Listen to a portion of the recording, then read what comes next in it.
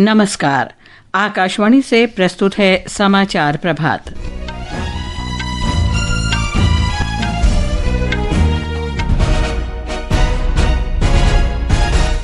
प्रधानमंत्री नरेंद्र मोदी आज सुबह 11 बजे आकाशवाणी पर मन की बात कार्यक्रम में अपने विचार साझा करेंगे। प्रधानमंत्री ने अंतर्राष्ट्रीय अंतरिक्ष स्टेशन पर भारतीय अंतरिक्ष यात्री शुभांशु शुक्ला से बात की। उन्हें 140 करोड़ भारतीयों का गौरव बताया। उपराष्ट्रपति जगदीप धनखड़ ने कहा, किसी भी संविधान की प्रस्तावना उसकी आत्मा होती है और इसे बदला नहीं जा सकता। भारत का सामाजिक सुरक्षा कवरेज 19% से बढ़कर 64.3% हुआ। पिछले 10 वर्षों में इसमें 94 करोड़ से अधिक लोग लाभान्वित हुए। कोलकाता लॉ कॉलेज सामूहिक दुष्कर्म मामले में चौथा आरोपी गिरफ्तार। बढ़ते आक्रोश के बीच घटना की जांच के लिए एसआईटी गठित। और महिला क्रिकेट में भारत ने नॉटिंघम में 5 मैचों की 2020 श्रृंखला के पहले मैच में इंग्लैंड को 97 रन से हराया। समाचार प्रभात के साथ मैं लवली निगम। प्रधानमंत्री नरेंद्र मोदी आज सुबह 11 बजे आकाशवाणी पर मन की बात कार्यक्रम में देश विदेश के लोगों के साथ अपने विचार साझा करेंगे। ये मासिक रेडियो कार्यक्रम की 123वीं कड़ी होगी। इस कार्यक्रम का प्रसारण आकाशवाणी या दूरदर्शन के समूचे नेटवर्क, आकाशवाणी समाचार वेबसाइट newsonair.gov.in और mobile app news on AIR पर किया जाएगा। ये कार्यक्रम आकाशवाणी समाचार, डीडी न्यूज, पीएमओ तथा सूचना और प्रसारण मंत्रालय के यूट्यूब चैनलों पर भी लाइव प्रसारित किया जाएगा। हिंदी प्रसारण के तुरंत बाद आकाशवाणी से क्षेत्रीय भाषाओं में भी कार्यक्रम का प्रसारण होगा। प्रधानमंत्री नरेंद्र मोदी ने कल अंतर्राष्ट्रीय अंतरिक्ष स्टेशन पर मौजूद ग्रुप कैप्टन शुभांशु शुक्ला से बातचीत की। श्री मोदी ने कहा कि आप भारत से भले ही दूर हैं, लेकिन आप करोड़ों भारतीयों के दिल के बेहद करीब हैं। श्री मोदी ने कहा कि आप 140 करोड़ भारतीयों का गौरव हैं। आपकी यात्रा एक नए युग के शुभारंभ का प्रतीक है। श्री मोदी ने कहा कि परिक्रमा भारत की सदियों पुरानी परंपरा रही है और आपको धरती माँ के परिक्रमा का ये दुर्लभ अवसर प्राप्त हुआ है। उन्होंने कैप्टन शुक्ला को उनके मिशन के लिए हार्दिक शुभकामनाएं और बधाई दी। अंतरिक्ष में भारत का परचम लहराने के लिए मैं आपको हार्दिक बधाई और शुभकामनाएं देता हूं। तो सबसे पहले तो ये बताइए, वहाँ सब कुशल मंगल है? आपकी तबीयत ठीक है? जी प्रधानमंत्री जी, बहुत बहुत धन्यवाद आपकी विशेष का और 140 करोड़ मेरे देशवासियों की विशेष का। मैं यहाँ बिल्कुल ठीक हूँ, सुरक्षित हूँ। आप सबके आशीर्वाद और प्यार की वजह से बहुत अच्छा लग रहा है।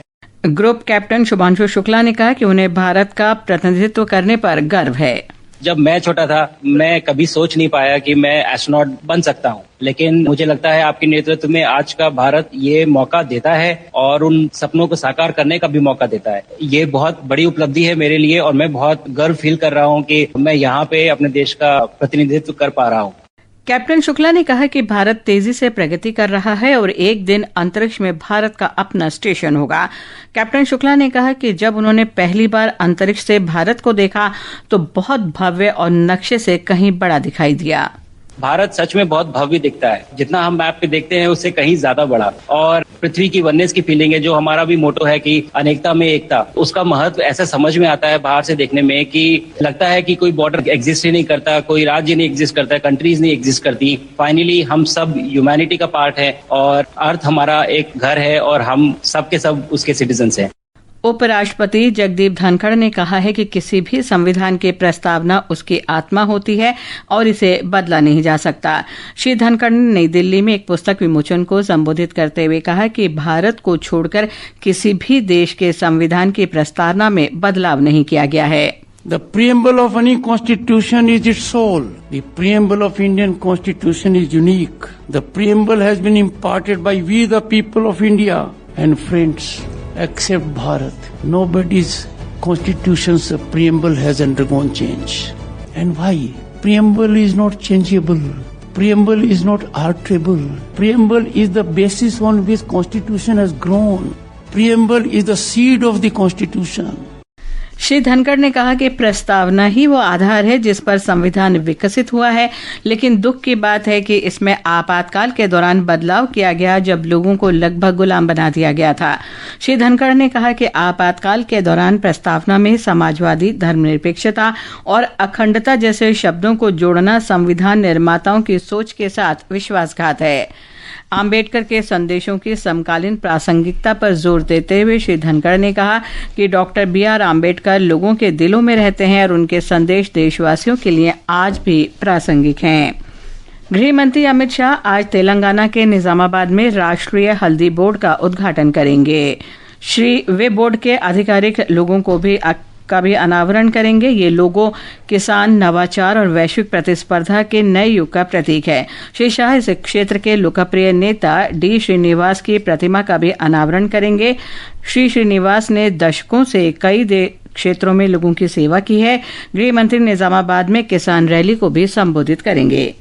प्रादेशिक ये समाचार हमारी वेबसाइट newsonair.gov.in और हमारे news on AIR mobile app पर भी उपलब्ध हैं। भारत ने सामाजिक सुरक्षा में महत्वपूर्ण उपलब्धि हासिल की है। वर्ष 2015 में 19% लोगों को सामाजिक सुरक्षा का लाभ मिल रहा था, जो वर्ष 2025 में बढ़कर 64.3% हो गया। इस क्षेत्र में 94 करोड़ से अधिक लोगों को कम से कम एक सामाजिक सुरक्षा लाभ के अंतर्गत लाया गया है। अंतर्राष्ट्रीय श्रम संगठन ILO ने अपने ILO स्टेट डेटाबेस पर एक दशक में हुई अभूतपूर्व वृद्धि को स्वीकार किया है। श्रम और रोजगार मंत्री डॉक्टर मनसुख मांडविया ने कहा है कि प्रधानमंत्री नरेंद्र मोदी के नेतृत्व में भारत में सामाजिक सुरक्षा के क्षेत्र में ऐतिहासिक वृद्धि हुई है। डॉक्टर मांडविया ने सोशल मीडिया पोस्ट में अंतर्राष्ट्रीय श्रम संगठन के महानिदेशक गिलबर्ट होंगबे के प्रति आभार व्यक्त किया, जिन्होंने मजबूत और समावेशी सामाजिक सुरक्षा नेटवर्क बनाने में भारत की परिवर्तनकारी यात्रा को मान्यता दी और उसकी सराहना की। श्री होंगबे ने कहा है कि भारत के सामाजिक सुरक्षा कवरेज में काफी बढ़ोतरी हुई है। In India, for example, a regional forum on responsible business practices for inclusive and sustainable society brought forward very concretely and now 10 well-documented case studies on how we expand social justice through responsible business practices, in addition for moving the social protection coverage for barely 25% to 64%. पश्चिम बंगाल में Kolkata law college दुष्कर्म मामले में चौथे आरोपी को गिरफ्तार कर लिया गया है। लॉ कॉलेज के सुरक्षा गार्ड को कल हिरासत में ले लिया गया। घटना पर बढ़ते आक्रोश के बीच कोलकाता पुलिस ने मामले की जांच के लिए सहायक आयुक्त के नेतृत्व में 5 सदस्यीय विशेष जांच दल का गठन किया है। इस घटना को लेकर भाजपा के विरोध मार्च को कॉलेज से जाने तक रोके जाने के बाद तनाव और बढ़ गया। पुलिस ने भाजपा पश्चिम बंगाल इकाई के प्रमुख सुकांत मजूमदार सहित कई अन्य नेताओं को हिरासत में ले लिया। इस मामले को लेकर भाजपा के राष्ट्रीय अध्यक्ष जेपी नड्डा ने 4 सदस्यों की एक समिति गठित की है, जो राज्य में जाकर मामले की जांच करेगी और अपनी रिपोर्ट सौंपेगी। आज सांख्यिकी दिवस है। ये दिवस हर साल प्रोफेसर प्रशांत चंद्र महालनोबिस की जयंती के उपलक्ष्य में मनाया जाता है, जो सांख्यिकी और आर्थिक नियोजन के क्षेत्र में अग्रणी थे। इस वर्ष सांख्यिकी दिवस का विषय है राष्ट्रीय नमूना सर्वेक्षण के 75 वर्ष। इस अवसर पर नई दिल्ली में एक कार्यक्रम का भी आयोजन किया जाएगा, जिसका उद्घाटन सांख्यिकी और कार्यक्रम क्रियान्वयन के स्वतंत्र प्रभार के राज्य मंत्री राव इंद्रजीत सिंह करेंगे। राष्ट्रीय नमूना सर्वेक्षण के 75 वर्ष पूरे होने के उपलक्ष्य में मंत्रालय एक स्मारक सिक्का और कस्टमाइज्ड माई स्टैम्प भी जारी करेगा। सरकार ने भारतीय पुलिस सेवा के वरिष्ठ अधिकारी पराग जैन को 2 साल के लिए research and analysis wing raw का अगला सचिव नियुक्त किया है। पंजाब कैडर के 1989 बैच के IPS अधिकारी पराग जैन रवि सिन्हा की जगह लेंगे। कैबिनेट की नियुक्ति समिति ने पराग जैन की नियुक्ति को मंजूरी दी। और अब खेल जगत की खबरों के साथ हैं जागृति शर्मा। महिला क्रिकेट में भारत ने 5 T20 क्रिकेट मैचों की श्रृंखला के पहले मैच में कल रात नॉटिंघम में इंग्लैंड को 97 रन से हरा दिया। पहले बल्लेबाजी करते हुए भारत ने निर्धारित 20 ओवर में 5 विकेट पर 210 रन बनाए। स्मृति मंधाना ने 62 गेंदों में 112 रन की शानदार पारी खेली। T20 मैचों में मंधाना का ये पहला शतक है। हरलीन देवल ने भी 43 रन का योगदान किया। इंग्लैंड की लॉरेन बेल ने 3 विकेट लिए। जवाब में इंग्लैंड की पूरी टीम 14 ओवर और 5 गेंद में में 113 रन पर ही सिमट गई। नाट शिवरबेंट ने 42 गेंदों में 66 रन बनाए। भारत की ओर से श्री चरणी ने 4 खिलाड़ियों को आउट किया। स्मृति मंधाना को प्लेयर ऑफ द मैच घोषित किया गया। उधर यूएस ओपन बैडमिंटन टूर्नामेंट में भारत की उभरती बैडमिंटन खिलाड़ी तन्वी शर्मा ने यूक्रेन की पोलेना बरहोवा को लगातार सेटों में हराकर महिला सिंगल्स के फाइनल में प्रवेश किया। फाइनल में आज शाम तन्वी का मुकाबला चीन की बीवेन झांग से होगा। मैच भारतीय समय के अनुसार रात 8:30 बजे से खेला जाएगा। 16 वर्षीय तन्वी विश्व रैंकिंग में इस समय 66वें स्थान पर हैं और उन्होंने पूरे टूर्नामेंट में अपने से अधिक रैंक वाली खिलाड़ियों को पराजित किया है। मौसम विभाग ने उत्तराखंड और उत्तर प्रदेश के दूरदराज के इलाकों में कल तेज वर्षा का अनुमान व्यक्त किया है। बिहार, गांगे, पश्चिम बंगाल, हरियाणा, चंडीगढ़, दिल्ली, हिमाचल प्रदेश, झारखंड, कोंकण, गोवा, मध्य महाराष्ट्र, उड़ीसा, पंजाब, सौराष्ट्र, कच्छ, उत्तर प्रदेश और उत्तराखंड के कुछ स्थानों पर आज तेज वर्षा का अनुमान है। कोंकण, गोवा, मध्य महाराष्ट्र और गुजरात के तटीय इलाकों में भी अगले 6 दिन ऐसी ही स्थिति बने रहने की संभावना है। देश के पश्चिमी, उत्तर पश्चिमी और उत्तर पूर्वी हिस्से में भी हल्की से मध्यम वर्षा का अनुमान है। उधर हिमाचल प्रदेश में पिछले कुछ दिनों से तेज वर्षा हो रही है। हाल के दिनों में बारिश से जुड़ी घटनाओं में 17 लोगों की मृत्यु हो गई है और करोड़ों रुपए की संपत्ति को नुकसान पहुंचा है।